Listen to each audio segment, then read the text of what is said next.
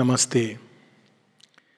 साल 1919 प्रथम विश्व युद्ध बाहर से समाप्त हो गया था एक संधि के तहत, किंतु युद्ध की संभावनाएं मनुष्य के अंदर होती हैं, बल्कि सभी चीज़ों की संभावनाएं हमारे अंदर होती हैं और बाहर वो अभिव्यक्त एक सिचुएशन, सर्कमस्टांसिस का, परिस्थितियों का, बाहरी परिस्थितियों का रूप लेती हैं। ये व्यक्ति के जीवन में, राष्ट्र के जीवन में, विश्व के जीवन में ये नियम लागू होता है, अंदर से बाहर की ओर।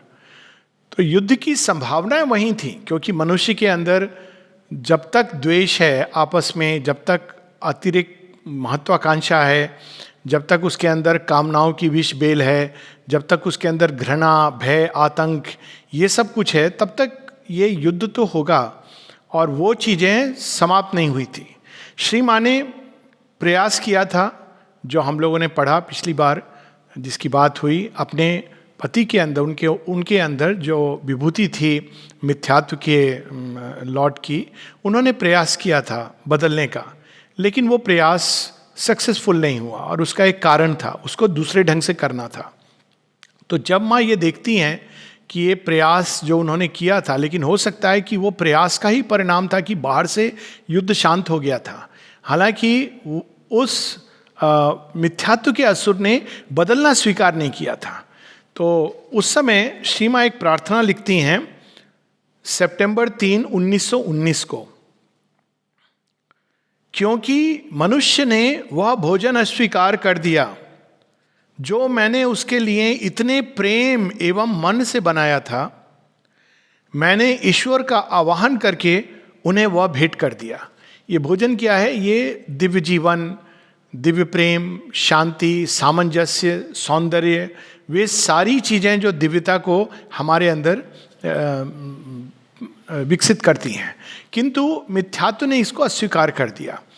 अभी भी मिथ्यात्व के अनेकों अगर विभूति नहीं तो इस प्रकार के बहुत सारे मनुष्य हैं जो ये नहीं चाहते। वो वही अपना पुराने ढर्रे का जीवन चाहते हैं, पुरानी मानसिकता चाहते हैं, पुराना जीवन जिसमें कलह, क्लेश, झगड़ा ये सब हो, वही चाहते हैं और उससे बंधे भी रहते हैं। जब वो कहीं ना कहीं कोई चीज़ उसमें चाहती है कि नहीं, जीवन बेहतर होना चाहिए, लेकिन उसके लिए जो प्राइस चाहिए वो देने को तत्पर नहीं है। यही चीज़ बाद में उनके पति बताते हैं कि मैं जानता था मुझे क्या दिया जा रहा है, लेकिन ये मेरा दुर्भाग्य है कि मेरे अंदर ना विनम्रता थी ना समर्पण था, और उसी के कारण मैंने वो अवसर खो दिया उस समय।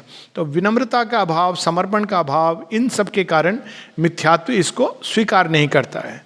तो मनुष्य ने जब वो अस्वीकार कर दिया, माने एक दिव्य सृष्टि की रचना, दिव्य जीवन की रचना अपने अंदर कर ली थी और वे वो देना चाहती थी, और यदि मिथ्यात्व उसको स्वीकार कर लेगा तो फिर बाकी सब उससे जो पोषित होते हैं वे सब उसको स्वीकार कर लेंगे। ये श्री माँ का प्रयास था। आगे लिखती हैं, मेरे प्रभु आपने मेरा आमंत्रण स्वीकार किया। ये इसका अर्थ ये हुआ कि भगवान आए और उन्होंने कहा नहीं, ये ही सृष्टि मुझे चाहिए, ये बहुत सुंदर सृष्टि है। मनुष्य ने अस्वीकार कर दिया, लेकिन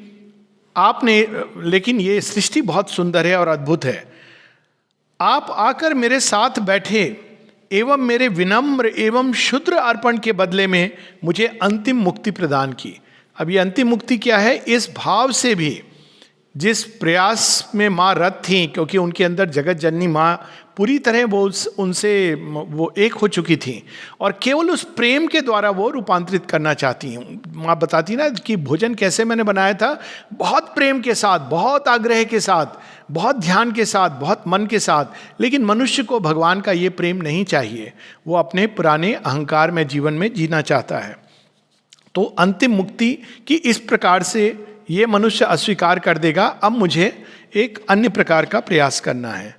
मैंने एक के बाद एक मोह भंग की पीड़ा अनुभव कर ली है ताकि मैं नव जीवन में पूरी तरह उठ सकूं। अब सीमा को क्या मोह भंग हो सकता है? सक्सेसिव, माँ इंग्लिश में बहुत सुंदर वाक्य है, I have mounted the Calvary of successive disillusionment. Calvary की बात हम लोगों ने कल की थी कि जहाँ जीसस क्राइस्ट को सूली पर चढ़ाया गया था, और यहाँ पर इसका ये भाव है कि मैंने अपने दिव्यत्व को पीछे रखकर केवल एक प्रेम बन करके इस धरती के अंदर चली गई, पूरी तरह इसकी मट्टी के साथ एक हो गई और इसलिए एक हुई ताकि ये मिट्टी और इससे पोषित जो कुछ हैं, जिसको हम कहते हैं चिल्ड्रन ऑफ द अर्थ, वे जाग सके एक बृहत्तर जीवन में। किंतु यह पीड़ा हम एक कल्पना करें कि एक माँ, अपने फिजिकल मदर, अपने बच्चे के लिए बहुत कुछ सुंदर चीज़ें, भोजन और सब कुछ सुंदर स्वीकार बनाए, और फिर वो बच्चे को बुलाए और बच्चा उसको अस्वीकार कर दे, थाली को हटा दे और क्रोध में चला जाए। तो ये उस प्रकार का भाव जगन माता ने सृष्टि के प्रति अनुभव किया। तो ये मोहभंग अलग प्रकार का है, ये एक साधारण मोहभंग नहीं है। अतीत का अब कुछ भी नहीं बचा है सिवाय एक सशक्त प्रेम के। तो पूरा पास्ट, वो पूरे ब्रिजेस अपने बर्न कर देती हैं इस बार। जब पहली बार, ये अंतर है इस बार माँ के आगमन में और जब वो मार्च में आई थी तो श्री अरविंद से मिलने के लिए आई थी। ये कुछ नहीं था उनके सामने कि मैं वहाँ रहूँगी, परमानेंटली नहीं रहूँगी, ये सब कुछ भाव नहीं था, एकदम ब्लैंक स्लेट की तरह आई थी। इस बार वो अपने सारे पास, सारे ब्रिजेस को, सब कुछ वो समाप्त कर रही हैं, जला चुकी हैं। और यहाँ पर हम सबके लिए संकेत है कि सच में अगर हम ये दिव्य जीवन की ओर उठना चाहते हैं तो यही तरीका है। यदि हम अपनी पास्ट चेतना को, पुरानी चेतना को पकड़ करके थोड़ा ये भी थोड़ा वो भी, तो ये संभव नहीं है। अतीत का अब कुछ भी नहीं बचा है सिवाय एक सशक्त प्रेम की। जो कुछ बाहर की चीज़ें, जो कुछ भी हैं, जो टूटती भी हैं, लेकिन एक चीज़ जो कभी टूट नहीं सकती और वो है प्रेम। और बल्कि वो प्रेम और अधिक रिफाइन होता जाता है, सुंदर होता जाता है, दिव्यता की ओर जाता है, क्योंकि प्रेम को कोई नष्ट नहीं कर सकता। आकर्षण नष्ट किया जा सकता है, प्राणी का आदान प्रदान नष्ट किया जा सकता है, कामनाएं वासनाएं नष्ट की जा सकती हैं, किंतु प्रेम एक शाश्वत सत्य है। एक शिशु के शुद्ध हृदय की भांति है वो प्रेम, एवं एक देवता के विचार की तरह तीव्र एवं उन्मुक्त।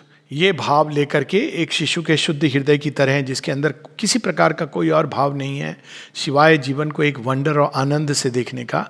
साथ ही विचारों में एक देवता का वेग, तीव्रता और उन्मुक्तता, ये दोनों साथ में लेकर और एक सशक्त शाश्वत प्रेम को अपने हृदय में धारण करके बाकी सब उन्होंने पास्ट को हटा दिया और इस तरह से वो आगे जाने को तैयार है। इसके साथ में एक बहुत सुंदर अनुभव होता है माँ का, जो वो बाद में बताती हैं कि जब उन्होंने ये अनुभव किया तो माँ कहती हैं कि मैंने भगवान का आवाहन किया और वे आए, और उन्होंने एक दिन की बात करती हैं कि मैं, ये उसी दिन की चीज़ नहीं है, कुछ समय बाद की है। वो कहती कि एक दिन मैं अकेली बैठी हुई थी ध्यान मग्न, और अपनी सारी चेतना को अंदर लेकर मैं यह देख रही थी। क्या देख रही थी? कि मैंने अपने ऊपर मिथ्यात्व की विभूति को बदलने का, चेंज करने का बीड़ा उठाया था। भगवान को ये मैंने प्रॉमिस किया था, मैंने प्रयास किया उनकी एक विभूति के माध्यम से मिथ्यात्व को बदलने का, और बहुत प्रयास किया। 4 साल जापान में मैं इस प्रयास में रत रही।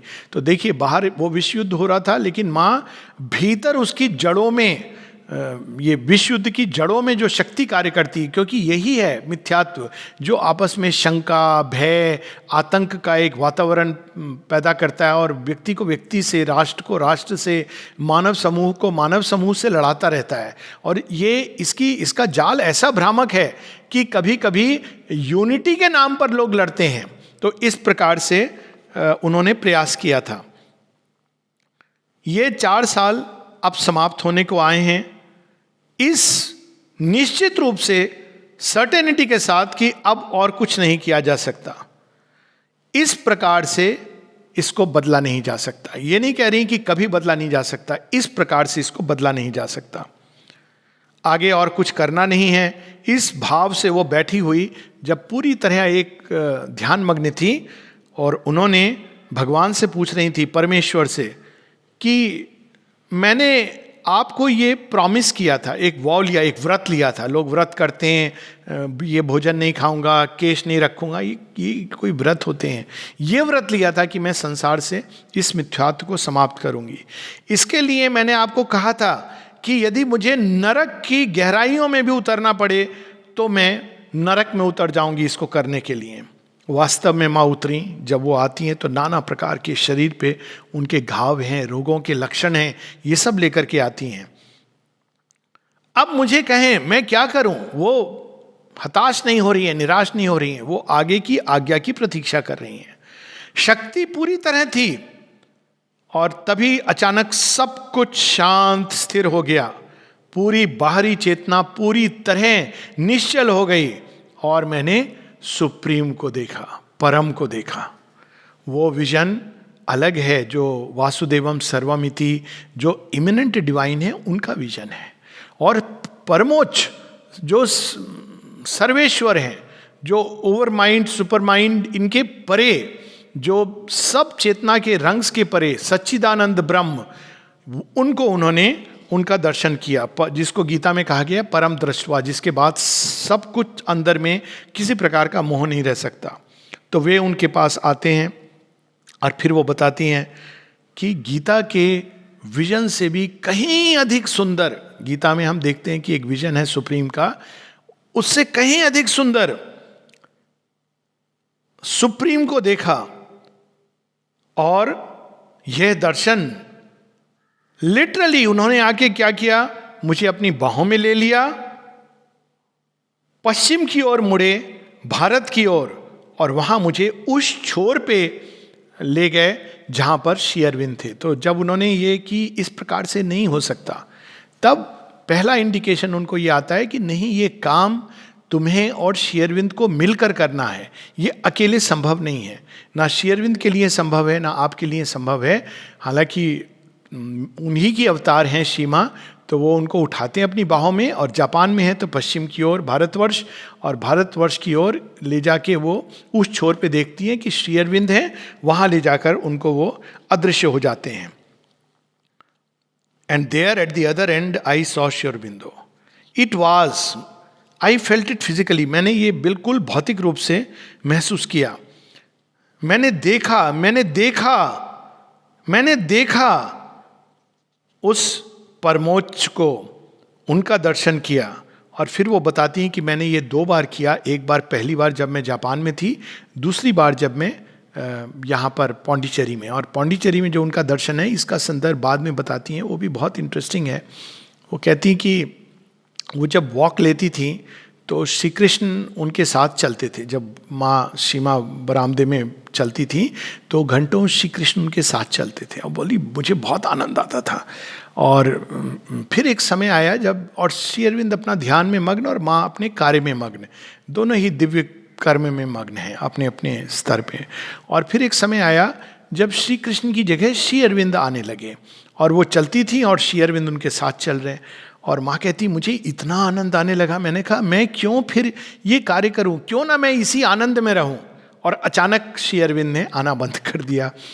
और तब कहती हैं, तब मैंने फिर सुप्रीम का आह्वान किया। ये सीमा का अपना संबंध है देखिए। और जो परमोच्च प्रभु हैं वे आते हैं और माँ उनके साथ चलती हैं। और फिर वो इस अनुभव को बताते हुए कहती हैं, फर्स्ट कृष्णा, पहले श्री कृष्ण, देन श्री अरविंदो, फिर Shri Arvind, and then the supreme, और फिर सर्वेश्वर। और रियली अगर हम उनकी साधना को भी देखें तो पहले उनके जीवन में श्री कृष्ण आते हैं, उनको तैयार करते हैं, फिर वो श्री अरविंद के पास ले जाते हैं, फिर उनको सुप्रीम का विजन होता है। और तब वो जब श्री अरविंद के पास आती हैं तो एकदम कोलैबोरेटर की तरह आती हैं। और ये चीज वो बाद में बताते भी हैं। इनएफेबल, अवर्णनीय, ऐसा था मानो उस अति विशाल सत्ता ने, जो एकदम एक विशाल बीइंग की तरह थी, मुझे यूं उठाया जैसे कि कोई एक कॉटन को, एक स्ट्रॉ को अपने हाथों में ले, घास के तृण को अपने हाथों में ले, और मुझे वहाँ श्री अरविंद के पास ऑफर कर दिया। एक शब्द नहीं और कुछ नहीं, बस इतना, फिर सब कुछ अदृश्य हो गया। अगले दिन हम लोग इंडिया रिटर्न करने की तैयारी करने लगे। ये अकस्मात हुआ, अपने आप हुआ, और बाहरी सर्कमस्टेंस पूरे इस प्रकार से चेंज हुए कि उनके पति के मन में ये विचार आया कई कारणों से। एक तो ये कारण था कि वहाँ उनके लिए रहना कठिन हो रहा था, क्योंकि वे डॉक्टर ओखावा इन सब के परिचय में थे, और ये सब लोग ब्रिटिश सरकार और फ्रेंच गवर्नमेंट, इन ब्रिटिश सरकार विशेष रूप से इनको नहीं पसंद करती थी, क्योंकि ये भारतवर्ष के जो इंडिपेंडेंस मूवमेंट के लोग थे उनके साथ सिंपैथाइज करते थे। और फ्रांस और जापान दोनों ही ब्रिटिश सरकार के एली थे। तो जापान में ये प्रेशर पड़ने लगा उनके ऊपर कि नहीं, इनको नहीं रखना चाहिए। ये सारे जो सब कुछ हो रहा था उसी समय फिर एक फ्रेंच सिटीजन के नाते वो पौंडीचेरी उन्होंने जाना प्रारंभ कर दिया अगले दिन। ये बाहरी वो चीज़ें थी।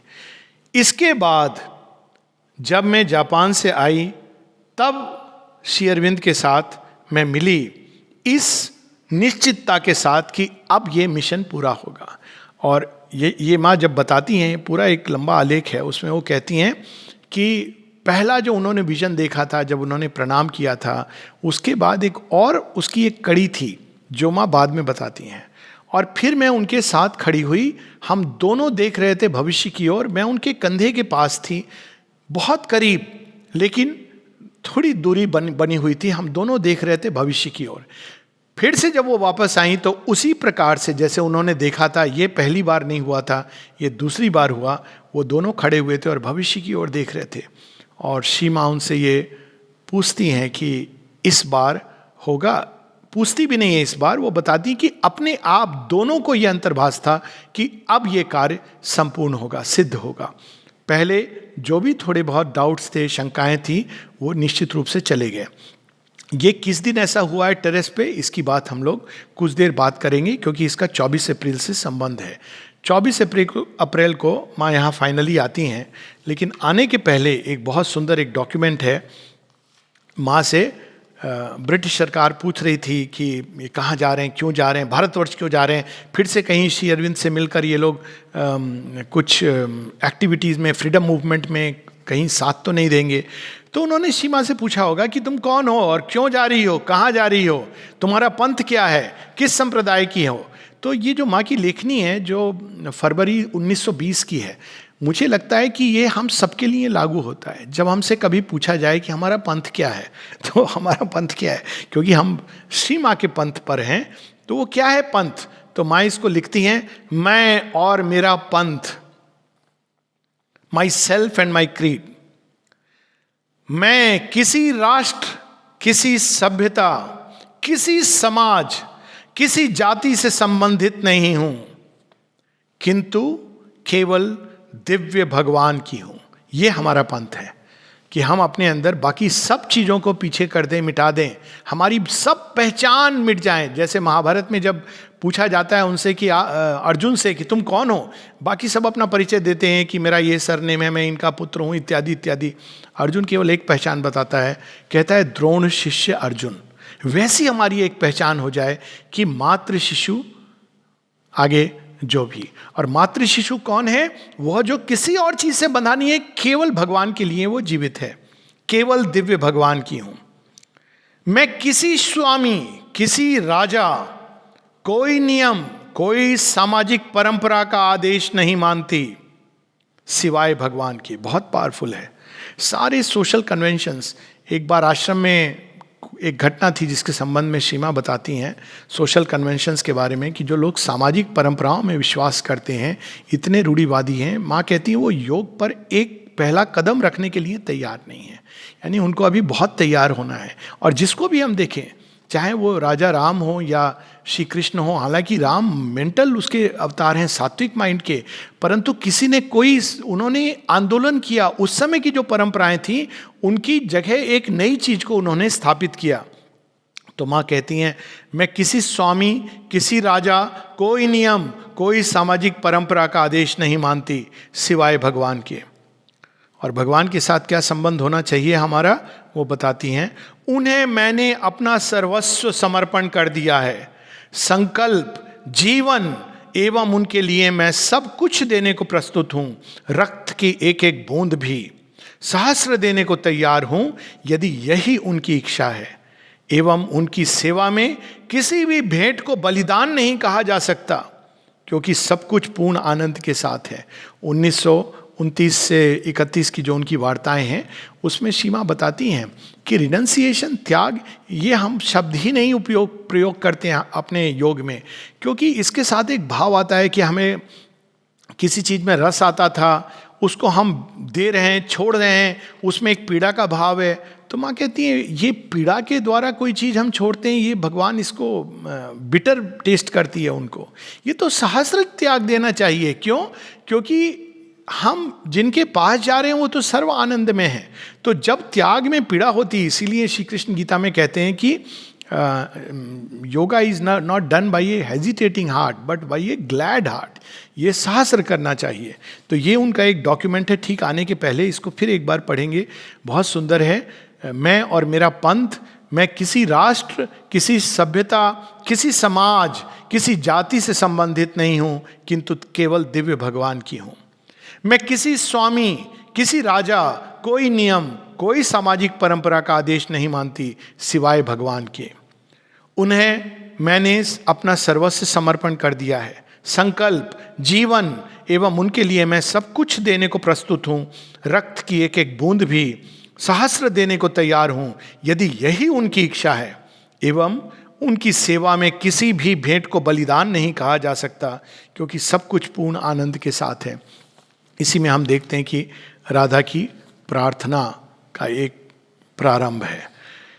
इस प्रकार से माँ आती हैं, और जब वो आ रही हैं इस बार नाव में, जहाज में, तो समुद्र तट से 10 नॉटिकल मील दूर, तब माँ बताती हैं कि Shri Arvind already supermind को, अतिमानसिक चेतना को मन के अंदर उतार लाए थे। तो जब आ रही हैं तो 10 नॉटिकल माइल यानी 18.5 किलोमीटर दूर समुद्र में उन्होंने श्री अरविंद के पावरफुल ऑरा को महसूस किया।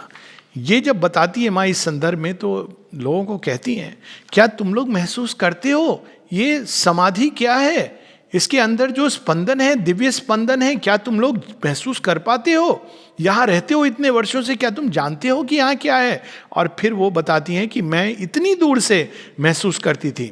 आश्रम के संबंध में वो बताती हैं बाद में कि उनका माँ का स्वयं का भौतिक लेवल पे जो ऑरा है, जो उनका वातावरण है, वो लेक तक 10 किलोमीटर दूर तक फैला है। और कहती हैं तुम यहाँ श्वास नहीं ले सकते बिना मेरी चेतना में श्वास लिए हुए। तो वो बताती है कि एक योगी का प्रभाव कैसा होता है, और श्री अरविंद तो योग योगेश्वर हैं।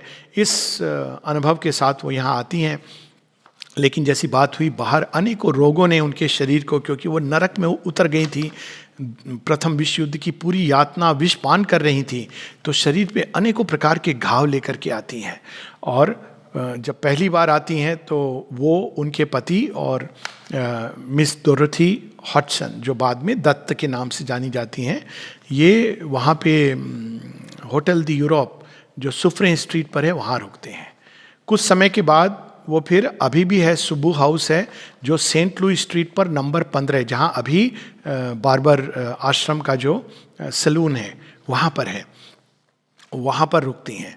फिर वहाँ से बेओर्थ हाउस में जाती हैं, जो हम लोगों ने सी बीच पर भी देखा होगा, लेकिन वो लाइब्रेरी के ठीक अपोजिट है। अब वो एक हेरिटेज होटल में बदल गया है, बेयूद हाउस।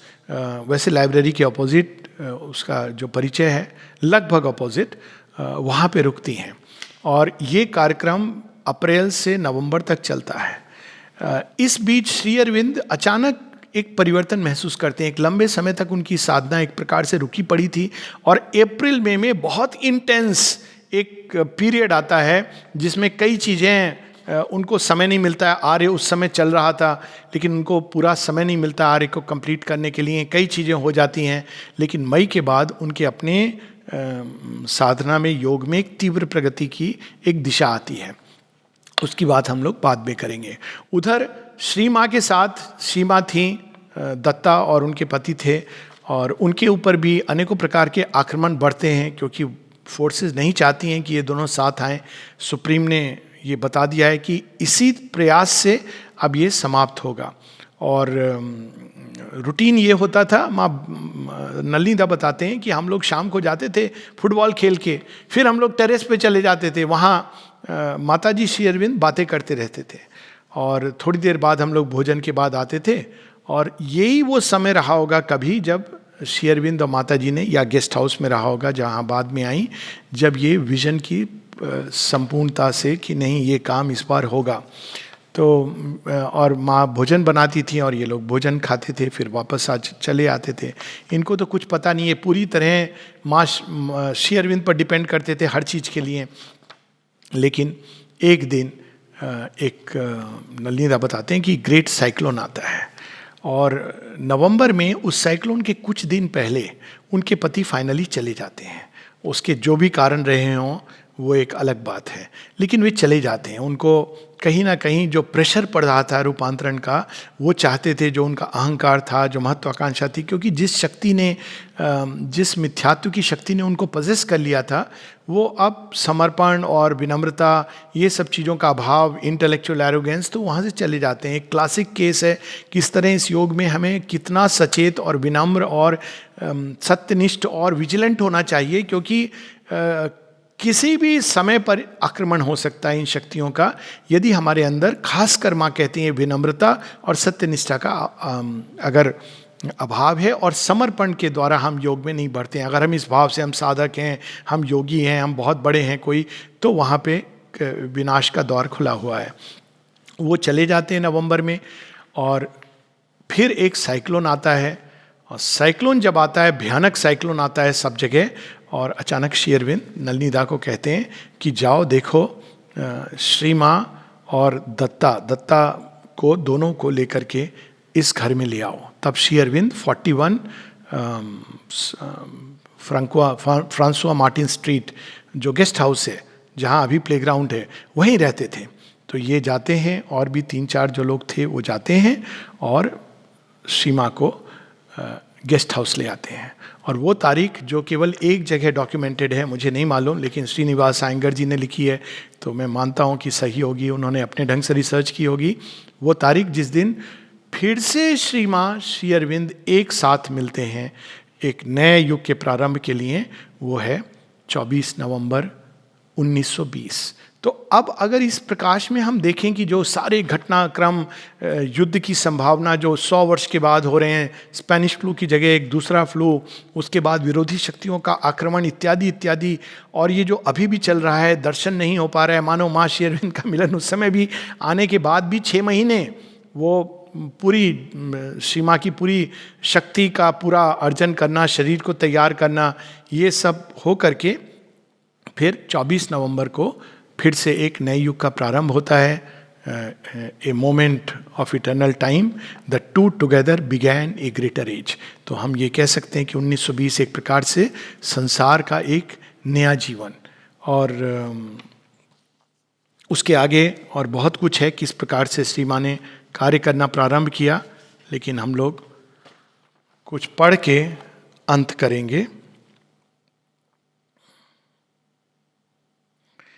ये हम लोग पढ़ने वाले हैं, एक पुस्तक है सुप्रीम।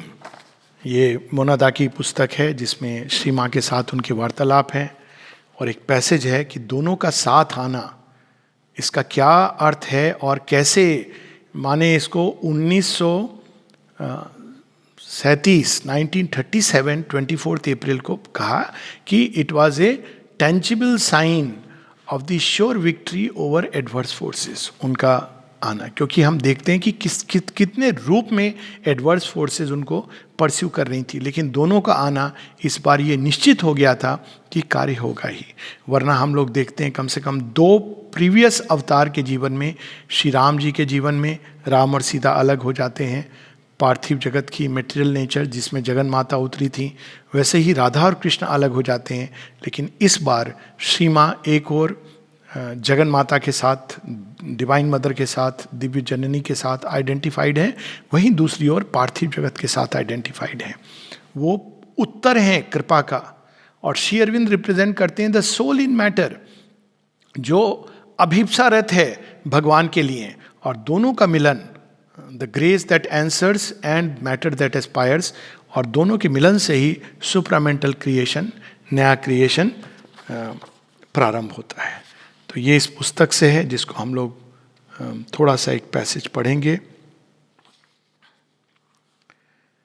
ये पेज 82 पर है, द सुप्रीम में। इसकी हिंदी में ट्रांसलेशन भी हुई है, लेकिन ये ट्रांसलेशन जो मैं पढ़ रहा हूँ, ये अभी अभी बस मैंने किया है, क्योंकि उस समय ये पुस्तक अभी मेरे पास नहीं है और सारे वो बंद हैं, नहीं तो मैं निश्चित रूप से जो ओरिजिनल ट्रांसलेशन है उसमें से पढ़ता।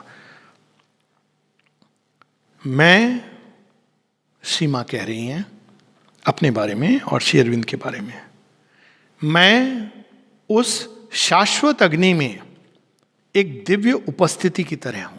कहाँ है माँ? कहाँ है उनका घर? हमारे हृदय के अंदर। कहाँ? हृदय के अंदर इनर प्योरीफाइंग फ्लेम। माँ बताती हैं कि तुम अगर गहराई में जाओगे, एक और जगह वो बच्चों को बताती हैं, मैं कब से प्रयास कर रही हूँ, मैंने अपने को तुम्हारे हृदय में डाला हुआ है, तुम मुड़ते ही नहीं हो, देखते ही नहीं हो। शायद यही उनकी लीला का ये अंग है कि उन्होंने 17 नवंबर को 1973 में अपने को पीछे ले गई, ताकि हम उनको अपने अंदर ढूंढे। हम फिर भी नहीं ढूंढते, बाहर ही ढूंढते हैं। तो अब इस बार उन्होंने एक और हमें अवसर दिया है कि हम सीमा को अपने अंदर ढूंढे। और वो बता रही हैं, मैं उस शाश्वत अग्नि में एक दिव्य उपस्थिति की तरह हूँ। वो अग्नि जो हमारे हृदय में सदैव जलती रहती है, वो शाश्वत है, वो मृत्यु के समय समाप्त नहीं होती, क्योंकि ये दिव्य अग्नि है। वह शक्ति जो सभी कर्म, उनके प्रारंभ एवं सभी कर्मों को प्रारंभ एवं अनुप्राणित करती है। तो वो शक्ति भी है। एक तो वो हमारे हृदय की गहराइयों में उस दिव्य अग्नि में एक उपस्थिति की तरह है, दूसरे उस शक्ति की तरह है जो हमारे सारे जीवन को, कर्मों को अनुप्राणित करती है। वह शांति, शांति रूपेण, शक्ति रूपेण, कर्म रूपेण, वह शांति जो सब कुछ मधुर एवं शांति में बना देती है।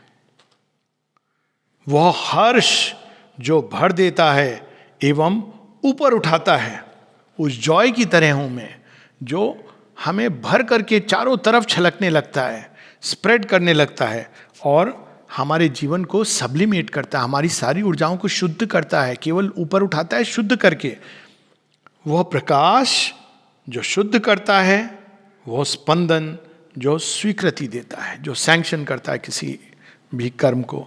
तो इस रूप में श्री माँ हमारे अंदर विद्यमान है और हमको इस प्रकार से उनको पाना है। यही योग है। इस एक पैसेज में श्री माँ ने पूरे योग को बता दिया है। जब हम ये अनुभव करेंगे तब हम ये कह सकते हैं कि वास्तव में हम इस योग के मार्ग पर चल रहे हैं। तब तक केवल प्रारंभिक अनुभव हैं जिनकी बात हम लोग श्री अरविंद के जीवन में देखते हैं। वहीं श्री अरविंद सब धारण करने वाली सत्ता की तरह हैं, जिन्होंने सब कुछ सस्टेन किया हुआ है, एवं मैं एक मार्गदर्शक की तरह। वास्तव में यह दोनों तादात्म्य में एक ही हैं, कोई अंतर नहीं है श्री माँ श्री अरविंद में। वो बताती श्री माँ कि जब तुम हम दोनों में भेद देखना बंद कर दोगे, मेरा स्मरण मतलब श्री अरविंद का स्मरण, श्री अरविंद का स्मरण मतलब मेरा स्मरण, दोनों में भेद देखना बंद कर दोगे, तब तुम अति मानसिक चेतना के प्रभाव में आकर अति मानसिक चेतना के द्वारा रूपांतरण की अवस्था में होगे। Then you will be ready for this supramental change. वास्तव में यह दोनों तादात में एक ही हैं, वो उपस्थिति और वो सबको धारण करने वाली सत्ता। एक जो दृष्टा है एवं दूसरा जो शक्ति स्वरूप करता है। जब तक हम यह नहीं अनुभव कर लेते तब तक कुछ नहीं समझ सकते। तो उन्होंने कह दिया है कि यदि हमको समझ नहीं आ रहा है, इसका मतलब कहीं हमारे अंदर भेद है। बहुत लोग प्रयास करते हैं, श्री अरविंद को हम पढ़ेंगे लेकिन माँ से थोड़ा दूर रहते हैं, परंतु सच तो ये है कि सीमा को पढ़ने के बाद श्री अरविंद समझ आते हैं। ये भी एक सच है। तो ये जब तक हमारी चेतना भेद करती है, जब माँ आई थी तो भी प्रारंभ में यही हुआ रिएक्शन। जब माँ गेस्ट हाउस में आती हैं तो लोगों का यही रिएक्शन था। एक तो ये रिएक्शन था कि वो एक स्पिरिचुअल बोहेमियन स्टाइल में भी विश्वास करते थे कि अरे ये दोनों आ गए हैं, दो यूरोपियन लेडी, ये भी साथ में रहेंगी, हम कैसे रहेंगे, हम स्वीकार करें नहीं करें। और उनको लगता था कि ये यही जीवन शैली जो हम जी रहे हैं वैसे ही जिएंगे। सबके मन में अनेकों प्रकार के। लेकिन जब माँ आती हैं तो उनकी मधुरता, उनकी कोमलता, जेंटलनेस, उनकी स्वीटनेस, उनकी दया, करुणा और सबसे अधिक श्री अरविंद के प्रति उनका समर्पण देख के, भाव देख करके धीरे धीरे ये सब बदलने जा लगते हैं। तो श्री माँ और श्री अरविंद का जीवन हम सबके लिए उदाहरण है। पर ये हम कह सकते हैं कि श्री अरविंद के जीवन को फॉलो करना बहुत कठिन है। वो एक इस प्रकार से चलते हैं मानो कंचनजंगा से एक पाँव है, दूसरा माउंट एवरेस्ट पर। लेकिन श्री माँ कंचनजंगा और माउंट एवरेस्ट के बीच में और नीचे से कंचनजंगा तक एक एक एक एक कदम चलना हम लोगों को सिखाती है। ये मूलभूत अंतर है। और ना केवल चलना सिखाती हैं, हाथ पकड़ के चलाती हैं, और यदि हम थक जाते हैं तो हमको अपनी गोदी में लेकर के चलती हैं।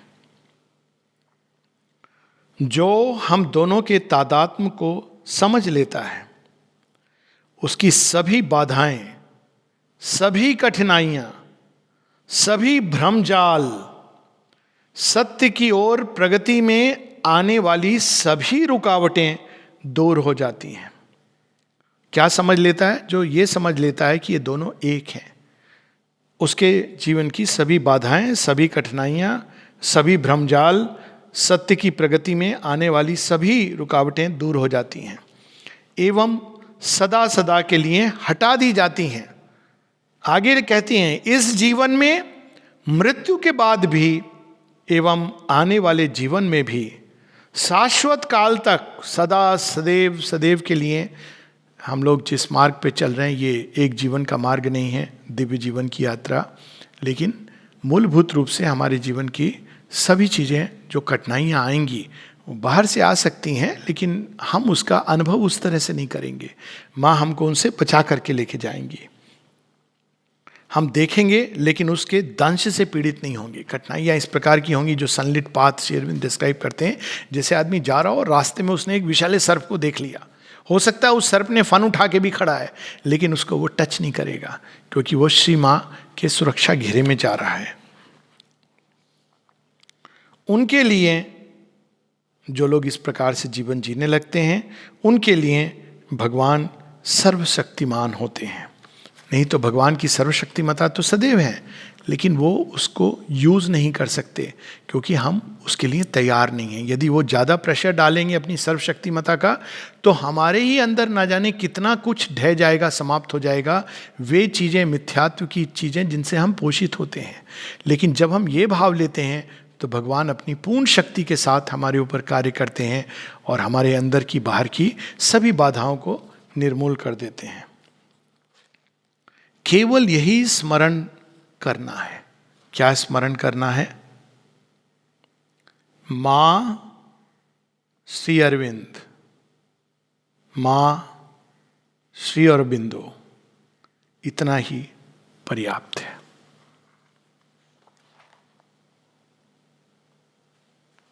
नमस्ते।